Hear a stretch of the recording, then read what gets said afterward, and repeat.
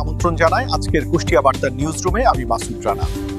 দেশের খবরের সাথে থাকছে বিশ্বের আলোচিত সংবাদ। কুষ্টিয়ার কুমারখালীতে গড়াই নদে ঝাঁপ দেওয়া তরুণী শর্মিলা খাতুনকে ঘটনার প্রায় ৩ ঘণ্টা পর জীবিত উদ্ধার করা হয়েছে। ১৪ জুলাই মঙ্গলবার সন্ধ্যা ৭:৩০টার দিকে তিনি শহরের কুমারখালীয়দুবরা সংযোগ গড়াই সেতু থেকে ঝাঁপ দেন।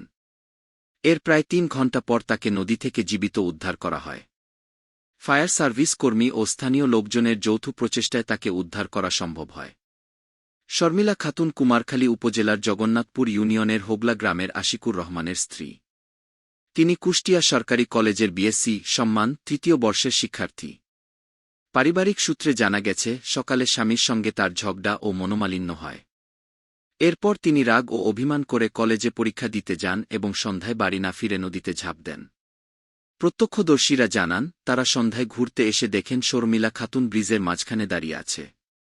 হঠাৎ করে তিনি কলেজ ব্যাগ সেতুর উপর রেখে নদীতে ঝাঁপ দেয়। দৌড়ে এসে তারা দেখতে পান প্রবল স্রোতে ভেসে যাচ্ছেন। পরে তারা ব্যাগে থাকা আইডি কার্ড থেকে পরিবারের ফোন নম্বর সংগ্রহ করে যোগাযোগ করেন। এছাড়া তারা পুলিশের জরুরি পরিষেবা নম্বরেও ফোন করেন। পরবর্তীতে স্থানীয় বাসিন্দা এবং ফায়ার সার্ভিসের সদস্যরা দ্রুত অভিযান চালিয়ে নদী থেকে তাকে অক্ষত অবস্থায় উদ্ধার করতে সক্ষম হন।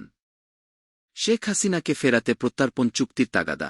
স্বরাষ্ট্রমন্ত্রী সালাহুদ্দিন আহমদ জাতীয় সংসদে জানিয়েছেন, শেখ হাসিনা দেশে ফিরলে প্রচলিত আইন অনুযায়ী তার বিরুদ্ধে আদালতের রায় কার্যকর করা হবে। জুলাই গণঅভ্যুত্থান পূর্ববর্তী গণহত্যা এবং মানবতাবিরোধী অপরাধের বিচারের জন্য তাকে দেশে ফিরিয়ে আনতে সরকার সংশ্লিষ্ট দেশের কাছে প্রত্যর্পণ চুক্তি অনুযায়ী ধারাবাহিকভাবে তাগাদা দিচ্ছে। শেখ হাসিনা দেশে পা রাখার সঙ্গে সঙ্গেই তাকে গ্রেপ্তার করা হবে। আইনমন্ত্রী জানিয়েছেন, তিনি ইতিমধ্যেই দণ্ডিত হওয়ায় তাকে সরাসরি কারাগারে পাঠানো হবে। তাকে আত্মসমর্পণের কোনো সুযোগ দেওয়া হবে না, বরং সরাসরি গ্রেপ্তার করা হবে। ১৬ বছর পর স্পেনের ২০২৬ ফিফা বিশ্বকাপের ফাইনালে ওঠার ঘটনাটি একটি বড় অঘটন। সেমিফাইনালে টুর্নামেন্টের অন্যতম ফেভারিট ফ্রান্সকে ২-০ গোলে হারিয়ে তারা ফাইনালে জায়গা করে নেয়। পুরো ম্যাচটিতে স্পেনের নিখুঁত রক্ষণ ও পাসিংয়ের সামনে কিলিয়ান এমবাপ্পেদের তারকাখচিত ফরাসি আক্রমণভাগ পুরোপুরি নিষ্প্রভ হয়ে পড়ে। ২-০ গোলের এই লিড ধরে রেখে স্পেনের ডিফেন্স ম্যাচের নিয়ন্ত্রণ নিজেদের হাতেই রাখে এবং এমবাপ্পেদের কোনো সুযোগই তৈরি করতে দেয়নি। ২০১০ সালে বিশ্বকাপের শিরোপা জয়ের পর থেকে গত ৩ আসরে স্পেন সেমিফাইনালে ওঠারও সুযোগ পায়নি। এমন দীর্ঘ অপেক্ষার পর এই জয়ে স্পেনের সমর্থকদের মাঝে উন্মাদনা ছড়িয়ে পড়ে। বিপরীতে দুর্দান্ত ফর্মে থেকে সেমিফাইনালে আসা ফ্রান্সের বিশ্বকাপ অভিযান সেমিফাইনালেই থেমে যায়।